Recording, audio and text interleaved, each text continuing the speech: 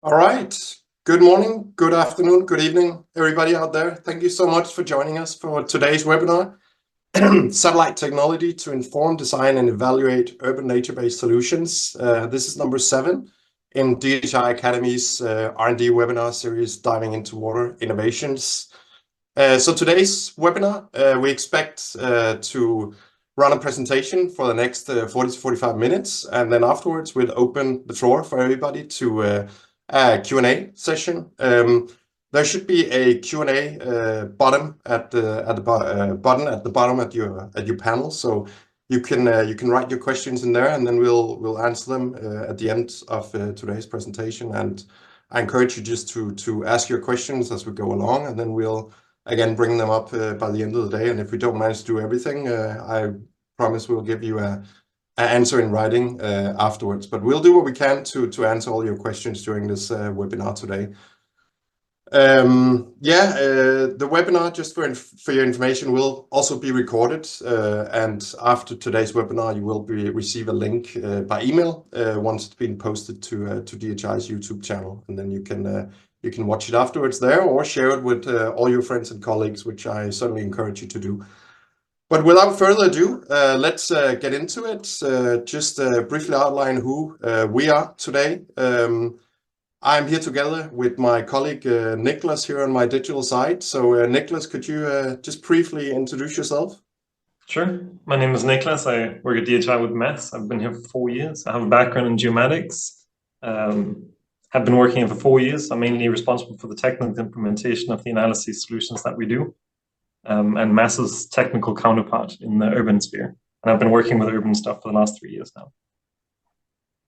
Thank you, Nicklas. Yes, indeed, I couldn't do without Nicklas on the technical side. So my name is Christensen. I'm a Senior Business Development Manager here at DHI in our Data Analytics unit. I have a background in geography and geoinformatics with a specialization in satellite remote sensing, and I've been working with satellite applications in the urban domain for the past 6+ years. I also have a background working in environmental and biodiversity policy support in the urban space.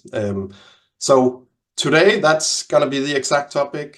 So really excited to delve into the urban space today in this presentation. But first, I'll just briefly outline who we are in DHI. Basically, DHI, originally short for Danish Hydrological Institute, is an independent international advisory and research organization. And this year, 2024, is actually really special for DHI because that's our 60th birthday. So DHI was founded in 1964. And what started 60 years ago with a handful of passionate wave modelers has grown now to an organization of plus 1,000 people, engineers and specialists across 26 countries worldwide. So Nicklas is located in Denmark, and I'm located across the Atlantic in the US, and we have people all around the world supporting projects and activities and governments on critical water issues. For the past 25 years, and that's the brand me and Nicklas is part of, DHI has invested significantly in satellite remote sensing. So our Earth observation hub, which is called Data Analytics, where Nicklas and I are sitting, is a fully integrated part of DHI, but was originally started as a spin-off from Copenhagen University 25 years ago. DHI also hosts the UNEP DHI Center, which is a UNEP Center on Water and Environment, center of expertise dedicated to improving management, development, and use of freshwater resources from the local to the global level. And the UNEP DHI Center has been in full operation since 1996 and co-funded by UNEP, Danida, and DHI. So that's all I want to say about us. And then, without further ado, I'll start today's program by just briefly introducing you to the agenda. So first of all, we'll just briefly dive into why urban spaces, why are they so important, and why do we need more nature in them. Then we'll briefly present what is urban nature-based solutions. And then we'll dig into the meat of satellite applications. So how do we use satellite data in the urban space? And why is this information relevant in the context of NBS? And as I said, we'll wrap everything up with a question and answer section by the end of the day, where you have all the time you need to answer all your questions. So with that, why are urban areas so important, and why do we need more nature in them? Well, the facts, as we delve into the dynamics of urban environments, it's crucial to understand the profound impact cities have on our planet and its ecosystems. Cities are the major energy consumers, devouring 78% of the world's energy supply. Additionally, cities contribute massively to global greenhouse emissions, accounting for over 70% of the global output. The pace of urbanization is unbelievably quick. What was in 1800, 3% of the global population lived in urban areas. And today the projection is by 2050, more than 2/3 of all people are going to be city dwellers. So it is a massively growing space that has tremendous impacts on our natural ecosystems, biodiversity, our climate, and everything. And it often comes at the expense of natural habitat. So the expansion of cities causes destruction of ecosystems, which ultimately also causes loss in biodiversity and tree cover and whatnot. So and these losses not only diminishes excuse me, and the aesthetic and ecological value of urban areas, but it also disrupts the vital ecosystem services that people depend on. Also, urban expanses causes habitat fragmentation, so it creates isolated pockets of green spaces amidst these concrete jungles. And that fragmentation poses serious ecological challenges, including the isolation of species populations, disruptions of ecological processes, and a ton of other things that inhibits positive reflections on biodiversity and natural environments. And of course, lastly, many cities are facing mounting risks from climate-induced natural hazards like heat waves, floods, droughts, even wildfires, as we've seen recently. So, and all these hazards are exacerbated by climate change. So urban populations and infrastructure are certainly at jeopardy many places in the world. And as we often see, urban spaces are at the front page of climate news, so to say. As I said, the urban areas worldwide are finding themselves at the front line and front page of climate change, from rising temperatures, urban heat islands, air pollutions, floodings. There's just a myriad of these challenges that cities worldwide are facing with. And these challenges have severe impacts on public health, infrastructure, economic stability, and all other domains important for a sustainable and livable environment in cities. So there's certainly no doubt that cities need to be rethought of in many ways to make them more sustainable and durable. Certainly as they confront these complex and interconnected challenges of climate change. Nature is one of those solutions whereby reintroducing nature into the urban landscape, cities can not only enhance the resilience to climate change, but also create much healthier, more sustainable and equitable environments for present and future generations. And that's where this whole concept of nature-based solutions come into play, whereby reintroducing nature as urban green spaces, urban forests, street trees, green rooftops, storm ponds, and all of these other types of initiatives, you can actually dramatically improve a lot of these parameters in the urban space. Everything from improving air quality to reducing energy use, increasing property value, creating recreational values, and a ton of other things is positively reflected when you integrate nature into the urban space in innovative ways. And that's, yeah, when we come to this concept of urban nature-based solutions defined by UNEP, those are actions to protect, conserve, restore, sustainably use and manage natural or modified terrestrial, freshwater, coastal and marine ecosystems which address social, economic and environmental challenges effectively and adaptively, while simultaneously providing human well-being, ecosystem services and resilience and biodiversity benefits. That's a long one, but in essence, NBS are approaches that use nature and natural processes for delivering infrastructure, services, and integrative solutions to meet the rising challenges of urban resilience. And it provides multiple benefits, as you can see in this graph to your right, everything from improving the environmental dimension to creating more equitable landscape in the urban space, and also these economic benefits. So it's an integration of all these domains, providing multiple benefits across all three domains. But it doesn't come easy. Urban NBS is complex, and while it certainly boasts the potential to provide these multiple benefits, it's not easy to do urban NBS.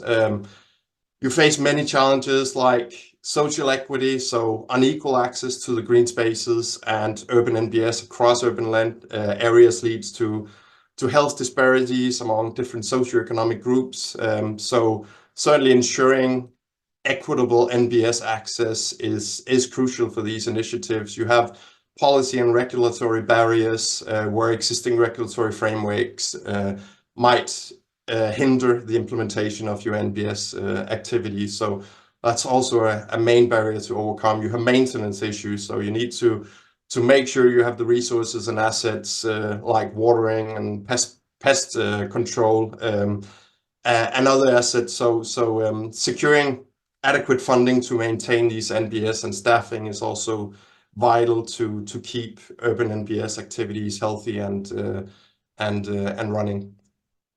Effectiveness and performance, so actually assessing the impact and effectiveness of urban NBS is challenging. There are limited tools and capacity to do this at scale, and it's necessary to really underpin the impacts of NPS and provide those tangible estimations of the benefits associated.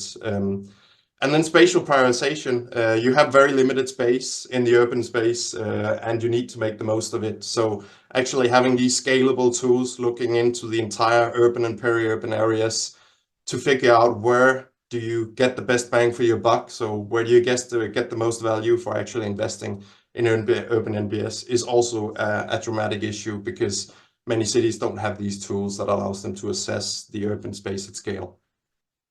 And that's where today's topic comes in. So how can Earth observation help us improve or overcome these challenges? Certainly there are many ways to do so, and that's what we're going to present. But mainly, Earth observation can be used as a tool to inform the maintenance of urban NBS, so we can actually here qualify and quantify the state of urban NBS activities. How is it looking over time? What benefits are it creating? We can assess the effectiveness and the performance, and we can also use EO to do these spatial prioritization efforts. So actually documenting the urban space at scale to figure out what the state of it is, what potential underlying conditions are there that would cause optimal scenarios to apply urban NBS applications in hotspot areas. So there's different ways to applying this, and that's what we're gonna present a few of now. But before just coming into that, I just want to very briefly outline what are cities today relying on to collect data, and that's mainly what this is about: satellite data. It's a cost-efficient and effective way to collect data, and just outlining sort of the whole space of how you collect data and information in the urban space.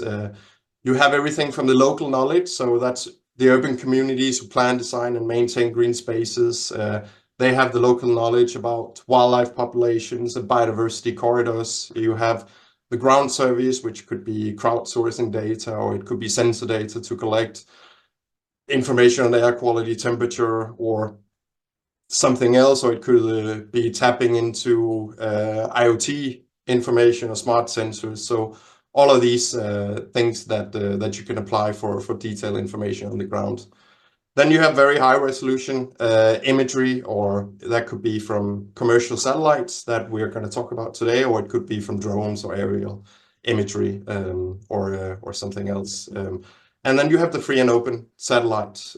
So something like the European Space Agency Copernicus satellite missions, or NASA's Landsat missions are some of the prime examples of some of the best free and open satellite data that we can acquire today. And all these methods have their individual strengths and weaknesses, and of course satellite imagery is a brick in this puzzle, and actually combining the different methods is one of the key ways to really get this comprehensive and reliable information about the actions you're looking into. And from top to bottom here, open satellite imagery is super cost effective and efficient to do large scale and consistent mapping over large areas. So actually documenting what's happening in the open space in a highly temporal manner, whether that's weekly or monthly or yearly updates. It's super efficient to create that large scale overview.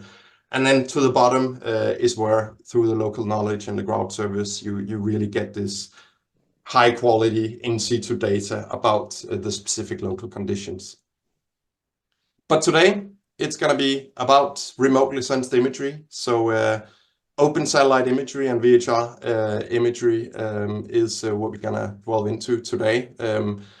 And just briefly to show you what that is, then here is an example from Copenhagen, just presenting some of these different data sources I talked about. So from left here you have a Sentinel-2 image, so that's the best free and open data we have in 10-meter resolution. In the middle you have the best of the best satellite data from Pleiad Neo from Airbus in 30 centimeters, and then you have an aerial image. And then you can see here, if you zoom into to this image, you can see some of the things you can see in Sentinel-2 is that you can sort of outline that there is a cluster of trees here. You can detect that there are buildings. You can see that there are roads to some extent.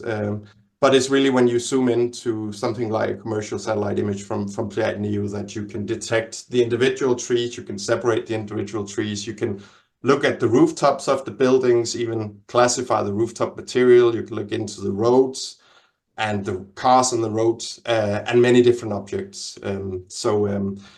And that's one of the things we're going to talk much more about. And with that, I'm going to leave it to Nicklas for a technical introduction about this first part of the technical presentation. So over to you, Nicklas. Thank you, Mads. So we like to use quite a bit of machine learning in what we do because of how we work at scale. So using machine learning, we're able to scale things up without requiring that much manual work, which really enables us to do the assessments over a large area and do it very rapidly and do it repeatedly with results that are really quite competitive in the sphere, with also a lot of manual work. So we use machine learning and EO, remote sensing, to map and characterize existing green spaces and canopy cover to produce a baseline natural vegetation inventory. This can provide a clear understanding of the quality of the character and the distribution of green space, including gaps and access across the city. We can also use remote sensing and machine learning to map urban land characteristics such as land cover classes, structural properties like imperviousness, and to estimate the NBS potential and hotspot zones. But then we can also look a bit further than that, and we can tell you something about the terrain characteristics, which can help identify suitable sites for implementing nature-based solution interventions by understanding the environmental vulnerabilities of the area. Next slide, please, Mads. You're on the control for this one. In one of our recent projects, we were doing a collaboration with the municipality of Gothenburg, where they were tasking us to map individual trees within the city to supplement their in situ sampling, that they go out and do, manually with the GPS tagging individual trees and so on. Of course, that's quite cumbersome work, and you really can't cover that much unless you have an army of people. So you're going to be focused in a very specific area for that type of sampling. And not to mention, you can't really access private property as well. So it's exclusively, public trees you're looking at, which can create sort of a bias in the data set. So they asked us to do a sampling of the entire municipality. And because of the methods that we use, integrating deep learning also in this part of our product, we're able to map an estimated 3 million trees covering an area of 450 square kilometers in the urban center of Gothenburg. As you can see on the left, that's the entire extent with the trees. Yeah. And if you look on the right, that's sort of a snippet of an area showing you sort of the level of detail of finding these individual trees. Next one, please, Mass. And if we zoom in a bit, you can see the product that we deliver then on the right here. We not only map the location of the trees, we also give you the extent of the tree, which is something that's quite unique to our product as opposed to more conventional methods on the market, especially for these stands of trees, where most conventional methods will tell you there may be some trees here, but we can't really describe how many trees because of the lack of individual features for each tree that helps us distinguish them. But while we can estimate the number of trees in a large stand like this, we can also look into the really high detail because of the high resolution imagery that we often use and find individual trees standing on the side of the road. On the image to the right here, if you see those, they're roughly like, I think, 1.5 meters in crown width. So about the size or the width of a car, so to speak. Which is really quite impressive and really what can be done with satellite remote sensing. And mind you, this is easy to scale up. So this is something that can be applied, sort of in any city really, and at any place without requiring any like drone footage or, a LiDAR campaign or an orthophoto campaign or something of the like.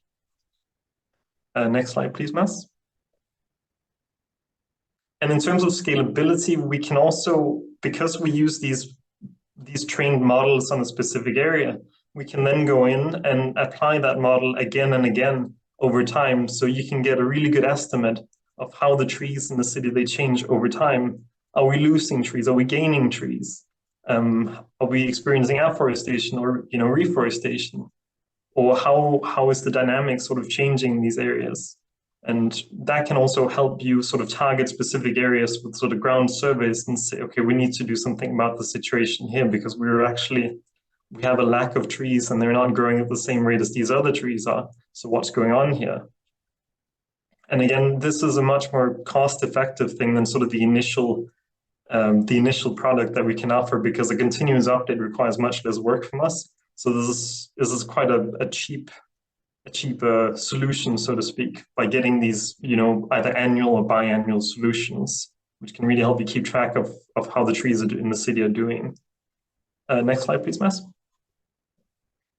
But if we take a step back from the trees and look a bit more urban-centered, we also offer impervious surface mapping, which is really quite a central parameter when modeling hydrology and especially for the impact of cloudburst in the city because of the dynamics between the imperviousness of a surface and the hydrology.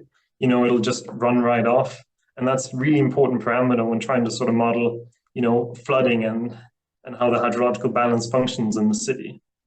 So what our product offers is a degree of imperviousness. A building will often have an imperviousness of, 0, depending on the surface it's made of.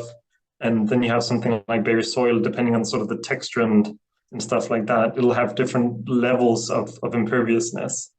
This is based on Sentinel-2, so it's an average for each pixel, which is why you get in such gradients. Yeah. Next slide, please, Mass. We can then go in and break this binary category of perviousness and imperviousness into more concrete categories that can be used for so much more than just saying something about the imperviousness of a surface, mostly used for hydrology. but we can go in and do a bespoke land cover classification in really high detail and also frequently update it if that's desired. For example, we may split the perviousness into green or blue infrastructure and then even further split the trees into different types of trees. We can then also split the imperviousness into, let's say, paved surfaces like asphalt or tiles or brick or the like, and buildings. Next slide, please, Ness.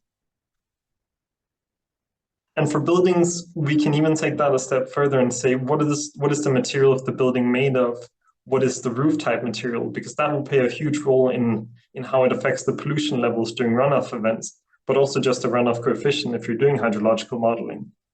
And it can also affect the sort of the albedo of the city, dark surfaces that'll negatively affect the heat balance, while light surfaces, they'll reflect a lot of light, which reduces the heat of an area.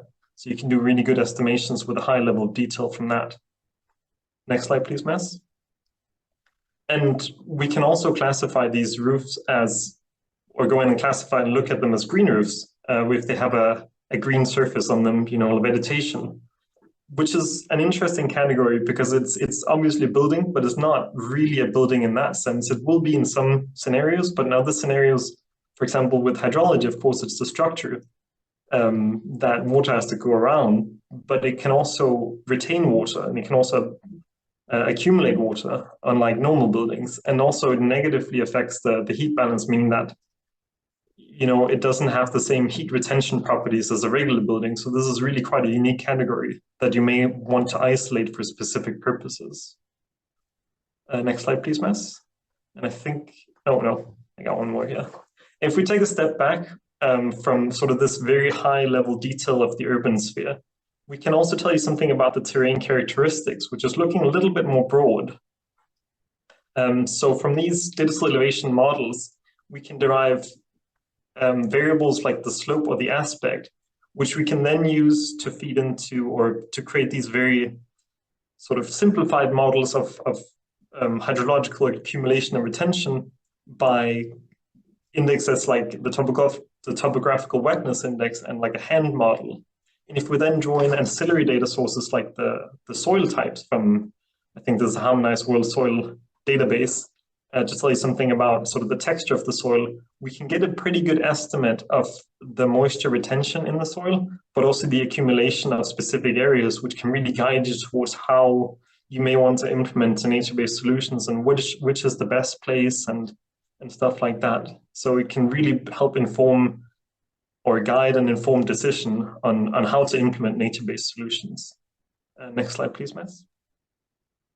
Yeah, I think that was it for you for this time. Thank you so much, Nicklas. I just want to add on, actually, for this one, that all of this is also Earth observation based. So these digital elevation models, usually you depend on quite expensive aerial LiDAR-based campaigns to do elevation models. But from pure satellite imagery, you can actually derive these elevation models from where you can derive all of these relevant parameters in down to 0.5 meter resolution entirely from satellites. So that's also quite unique and extremely cost efficient compared to alternatives.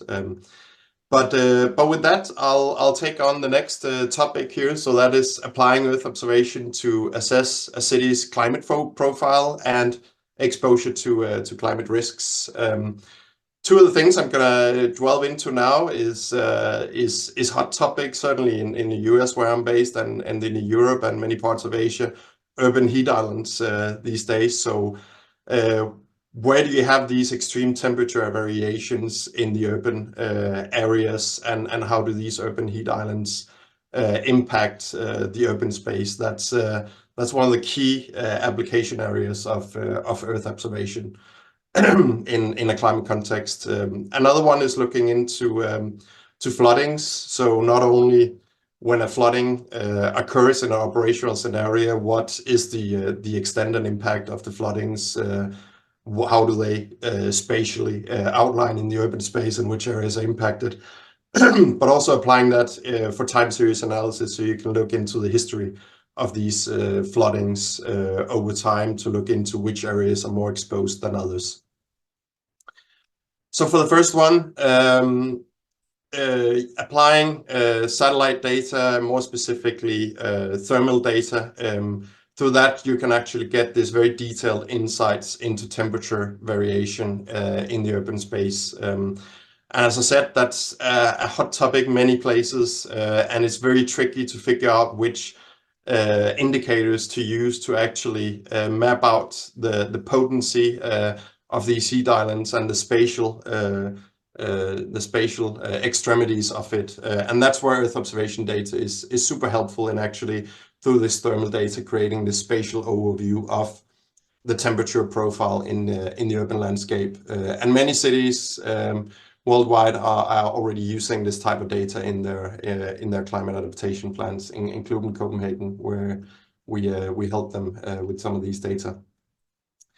And then again, going back to this example, then from Nicklas said before with the trees, then you can combine this thermal data with the tree inventory, for example, to then get an indication of what is the impact of the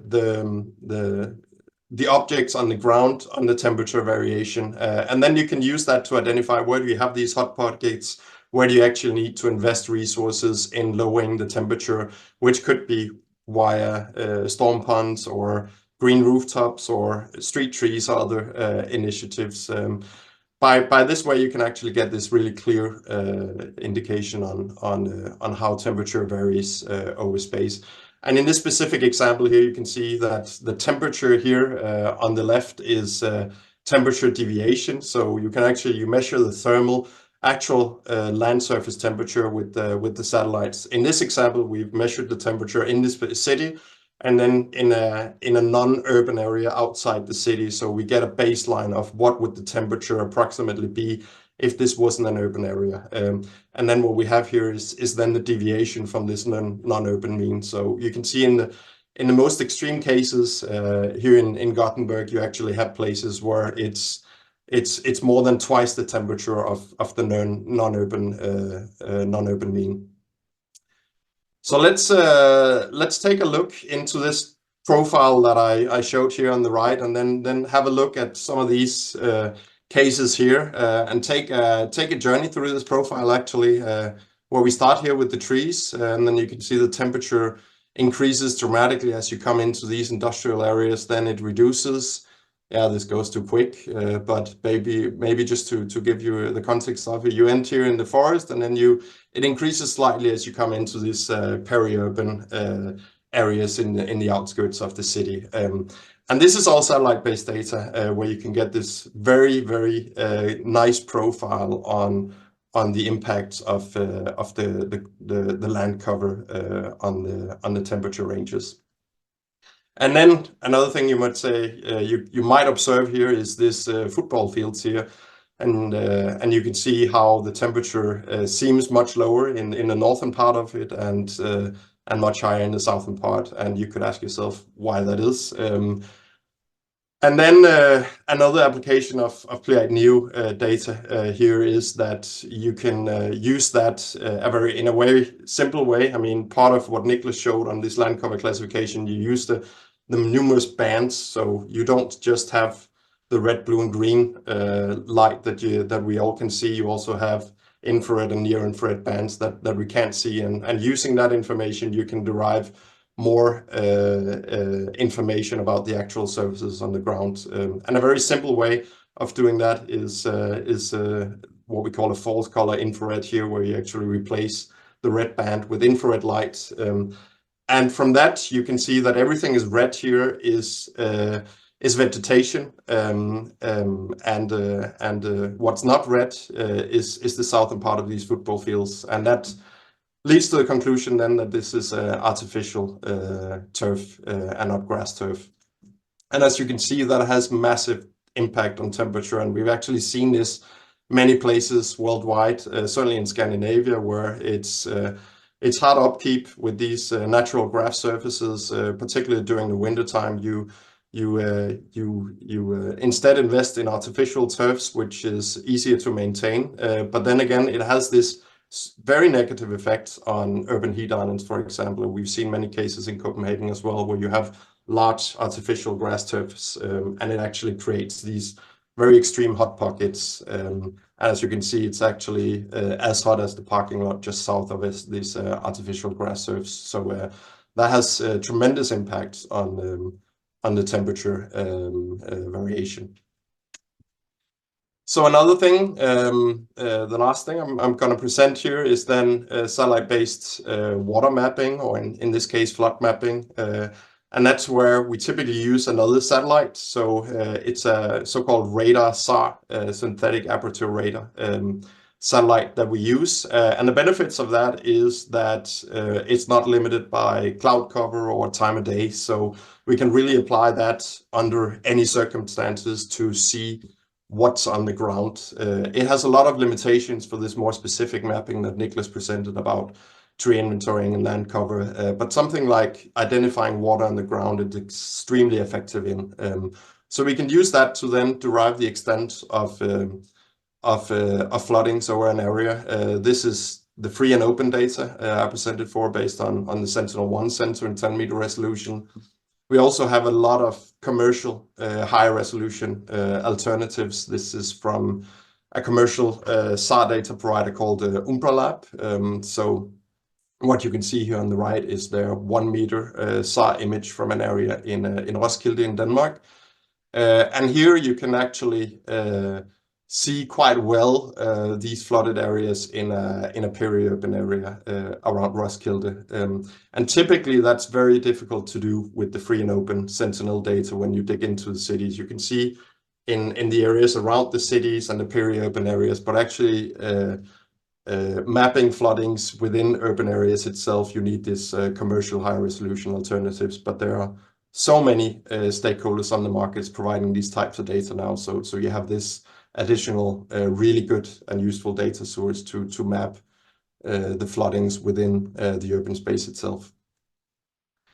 And then what you can do is that you can use that information over time. So you can basically combine a lot of these observations into what we call a frequency data set. So in this case, looking at Jammerbugt municipality in northern Denmark, we've combined many years of this surface water data set. So where do we have water, where don't we? And then we combine that into this compositive data set that you see on the right, which is then provides an indication on what is the frequency of water over this landscape. So how often do we see water in certain spaces? And that is really, really helpful in identifying where do you have these areas in the city that's more affected by floodings or generally just extreme rainfall or high soil moisture content. And then you can use that information to figure out where you need to implement stormwater ponds or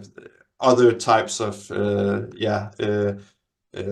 impervious surface alternatives that might help the rain to run off in a more effective way. And lastly, this is what we had time to in this presentation. There's a ton of other nice things you can use satellite data for. You can map the number and location of solar cells, map water quality, monitor logistics. You can do evapotranspiration, soil moisture, bathymetry, biodiversity mapping. Another thing we looked into is tree species mapping. So not just identifying the location of the trees, but also identifying the species of the trees. You can also, to some extent, look into the health of the trees and the vegetation. So there's a ton of these different applications that you can apply, not just in the urban space, but certainly satellite data today with the number of data we have available, which amounts to the petabytes every day. We have so much information, and it's just about thinking innovative and creative in how to transform that into useful information in different contexts. And that's what we've been working on for many years. So we're not just in the urban space, but also in the coastal and the agricultural and marine domains. We work with all kinds of satellite data every day to turn that into these new and useful applications. So that's more or less it from the technical side. So just in summary, why should we use EO for Urban NBS? EO provides this very comprehensive spatial coverage that allows planners and designers to assess not just parts of the urban landscape, but actually the entire cityscape and the surrounding environments. And that provides this ability for a holistic understanding of urban ecosystems, and it facilitates the identification of suitable locations for where you can implement nature-based solutions. We have EO satellites that capture data on the ground every day, and they do so consistently over time, and that provides us this very valuable information that provides insights into the seasonal and long-term changes in the urban landscape. And it provides us with a high enough temporal resolution to really understand the dynamics of vegetation extent and health, and these land use changes and ecosystem health, and all of these specific parameters on the ground that allows us to design and optimize maintenance of nature-based solutions. As I said, the combination of EO satellite data provides the ability to penetrate cloud cover as with SAR data, and observe areas that's otherwise inaccessible or difficult to reach on the ground. And that allows us to consistently monitor all of these parameters that we've just presented, without necessarily the need for field work, or at least reducing the need for supplementary in situ data collection.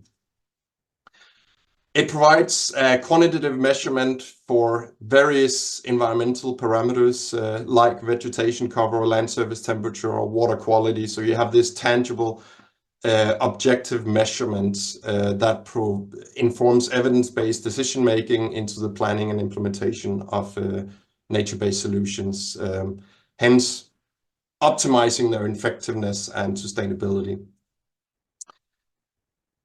EO data is well suited to be integrated into GIS platforms to analyze additional patterns like the spatial relationships, or identifying ecological corridors, or prioritize areas for intervention. And through these GIS-based tools, planners have the tools and resources to visualize, model, and simulate the impacts of nature-based solutions on the urban ecosystems to support informed decision-making and adaptive management practices. Early warning systems, you can also use this data to monitor environmental hazards like, as I said, floods, wildfires, landslides that pose risks for the urban communities and infrastructure. And by using EO as an integrative part of your early warning systems, you can improve the resilience of cities to natural disasters and enhance their effectiveness of mitigating the impacts. And then lastly, EO images are very helpful in creating public engagement and awareness. It provides these very nice visual representations of the urban landscape and ecosystems to facilitate public engagement and awareness about the importance of nature and nature-based solutions in cities. So really helpful in communicating the state and well-being of the urban landscape to foster community support, participation, and stewardship in urban biodiversity conservation efforts. So basically integrating EO data into the planning, design, effectiveness monitoring, and maintenance of urban nature-based solutions, you gain these numerous advantages.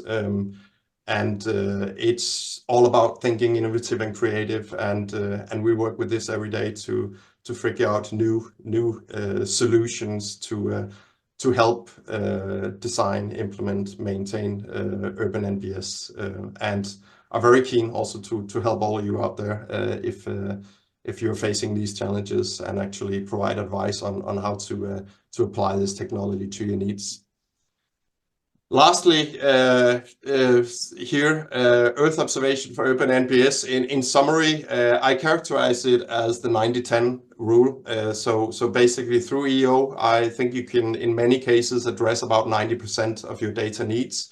In most cases, you would still have a need for supplementary in situ data sets in addition to satellite-based information. In some cases, we can actually entirely replace the need for any in situ collection through EO, and in sometimes it's less, but generally we can actually cover most data needs through EO entirely.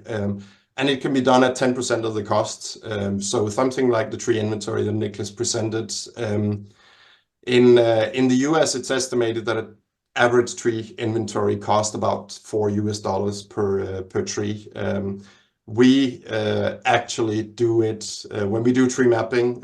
We do that based on an area extent, so we don't do it by per tree. But in the last urban tree inventory we did, the cost was less than 1 cent per tree. So it's dramatic cost reduction potential here.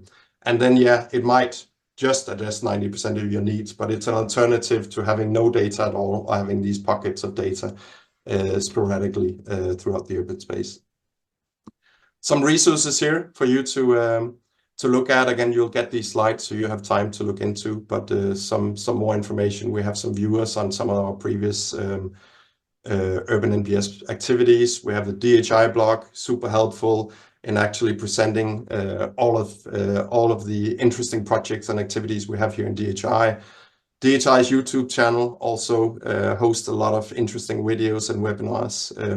And then this webinar will also be here on DHI Academy by DHI, where you can this and many other interesting webinars are available to you on demand in there.